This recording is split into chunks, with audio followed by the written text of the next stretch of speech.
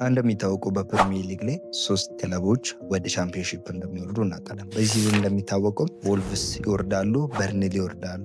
ሶስተኛ የሚወርደው በእርግጠኝነት ባይነገርም አሁን ላይ ዌስትሃም እና ከቶተናም መሀል አንዱ መውረድ የታወቀ እንደሆነ እናውቃለና ቶተናም ሬሌጌት ከሆነም ዩናይትድ ሊመለከታቸው የሚገባቸው ተጫዋቾች ወይም ደግሞ ሊገዛቸው የሚገባቸውን ተጫዋቾች ደግሞ አብረን የምናይ ይሆናል። ጥቅሙ ምንድን ነው ካልን አሁን ላይ ሬሌጌት ከተደረገ ክለብ አንድን ተጫዋች ሲገዛ አንደኛ በቺፕ ፕራይስ ነው የሚገዛ፣ ሁለተኛም ደግሞ ደሞዝም ደግሞ በተወሰነ ደሞዝ እንሶም ደግሞ እንዲጫወት ማድረግ ይቻላል ማለት ነው ለተጫዋች እና ከቶተናም ውስጥ የትኛው ተጫዋች ዩናይትድ ሊያስፈርም ይችላል የሚለን ስናስብ አንደኛ ደረጃ ሴንተር ባክ ነው የምናየው። ሚኪ ቫን ደ ቬን በጣም ፈጣን ታክል እንዲሁም ደግሞ ኢንተርሴፕሽን ያለው ተከላካይ እንደሆነ እናውቃለን። እንዲሁም ሁለተኛ ላይ የመሃል ተጫዋቹ ሚድፊልደር በርቫል እንዲሁም ደግሞ ዣቪ ሲመንስ ፖሮ እና እነዚህ የተመሳሰሉ ተጫዋቾችን ዩናይትድ ሊመለከታቸው ይገባል ማለት ነው።